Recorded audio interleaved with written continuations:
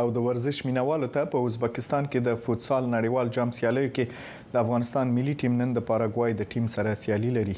تفصیل به په تاشکند کې د لوبې د ساحې نه د خپل همکار میر عبدالقدیر مشرف صاحب نه واخلو چې ما سره دی. مشرف صاحب په خیر راغلی. دا د نننۍ سیالۍ یا لوبې باره کې کاول لږ معلومات لیدونکو سره شریکوي مهرباني. آشنا صاحب سلامونه تاسو ته درنو لیدونکو ته. نن دوه لوبې ترسره کیدونکې دي. یو خو لوبه وشو د اسپانیا او ونزویلا ترمنځ او چې د ونزویلا دوه د یو په مقابل اسپانیا ته ماته ورکړله او دوام لوبه چې همدا اوس موږ تاسو خبرې کوو تقریبا څو شېبې وروسته ښایي چې 3 یا 4 دقیقې وروسته په همدغه استادیوم کې د افغانستان او پاراګوای ترمنځ د شروع شي چې ان شاء الله د خبرونه په فایل کې د دې نتیجه به لیدونکو سره شریکو. وړاندوینه شته یا پیشبینی کېدلی شي چې مثلا د افغانستان ټیم په کوم موقف کې دی او د سیم کوم معلومات راکړي چې دا خو فکر کوم 14 ټیمه لوبیږي.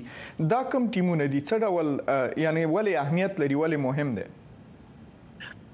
مهم دا پړاو هر یو ټیم لپاره ډیر مهم دی او د اهمیت نه ډکه لوبه ګڼل کیږي. دا ځکه چې دا هر یو ټیم لپاره د اتلولۍ په شان دی. دا ځکه چې کله چې تاسو دغه لوبه وګټئ نو بل پلاو ته تاسو لار موندلی سئ او که یو ټیم وبایلي نو د تورنمنت د جام نه حذف کیږي.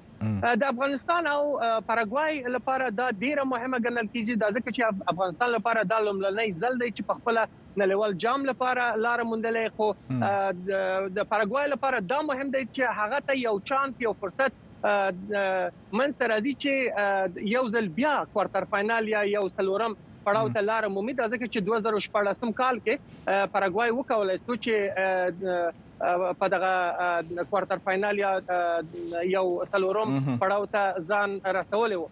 خو دا چې د نننۍ لوبه څرنګه کیږي او څه به وشي دا ډیر به سخت وي او د دې پیشبیني هم نه یوازې زه بلکې هیڅ څوک هم نشي کولای.